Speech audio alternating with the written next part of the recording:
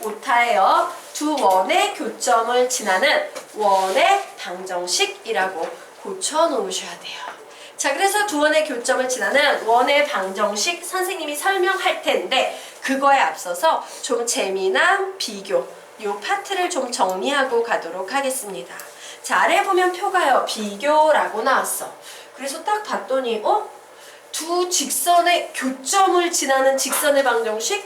나 저거 지난번에 배웠는데. 평자직방에서 배웠죠? 자, 얘는 어떤 구조를 가진 식이었냐면 직선 더하기 m 곱하기 직선은 0이다 라는 이런 구조를 가진 식이었어요.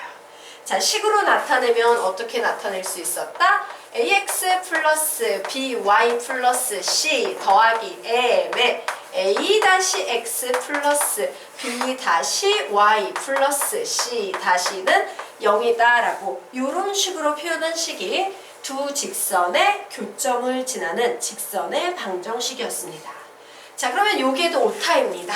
얘 직선 아니고요. 원으로 좀 바꿔 놓으시기 바랍니다. 자, 이번에는 두 원의 교점을 지나는 원의 방정식을 만들고 싶어. 그럼 어떻게 식 세우면 돼? 구조가 똑같은 얘기야. 뭐야? 시작! 원 더하기 m 곱하기 원은 0 이런 식을 세우시면 돼요.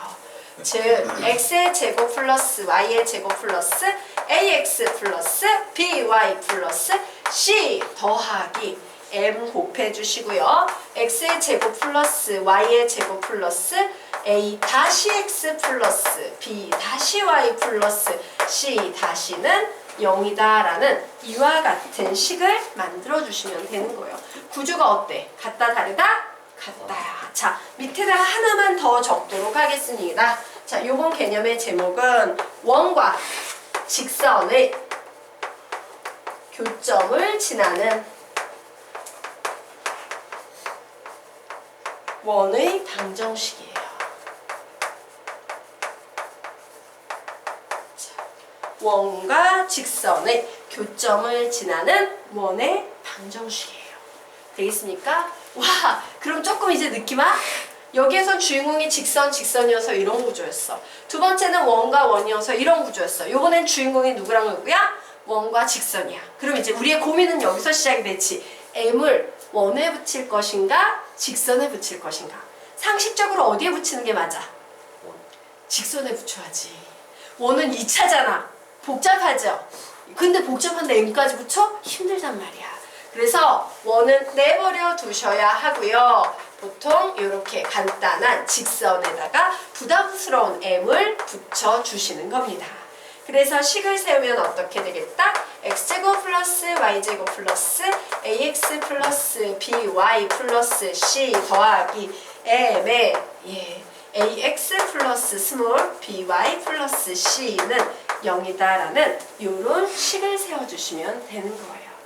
자, 이제 이런 패턴의 문제가 나오면 식 어떤 식으로 정리되는지 좀 개념이 잡히죠? 오케이. 그래서 우리가 맨 위쪽 보도록 하자.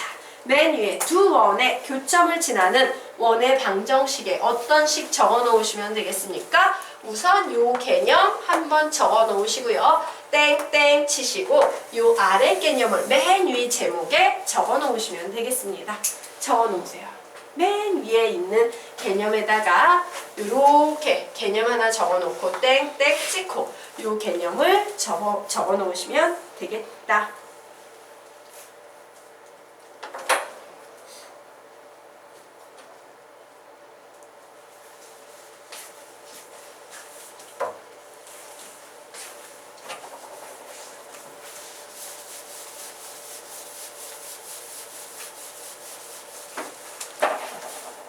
네, 자 그러면 우리 생각을 해보도록 합시다.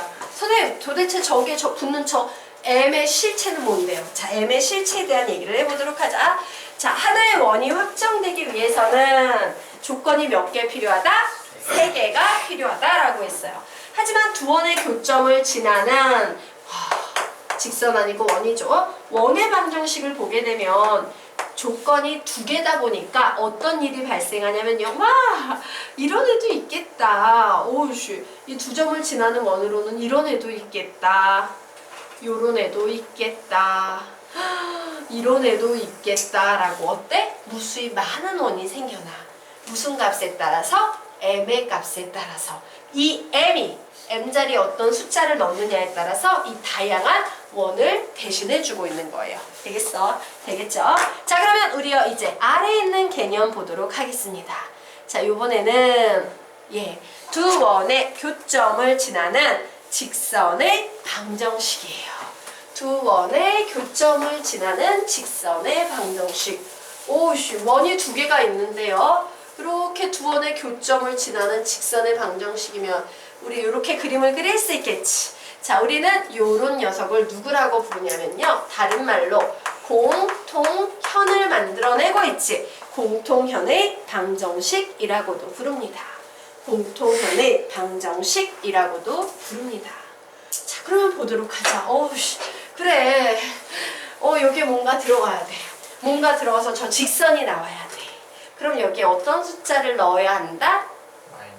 마이너스 1을 넣으셔야 돼요. 선생님 왜 마이너스 1을 넣어야 되는데요? 그 이유는 직선의 방정식이 되기 위해서는 요런 녀석이 존재하면 돼요? 안 돼요? 안 돼요. 얘는 원이거든. 하지만 직선의 방정식에서는 x항, y항, 상수항은 존재해도 되거든.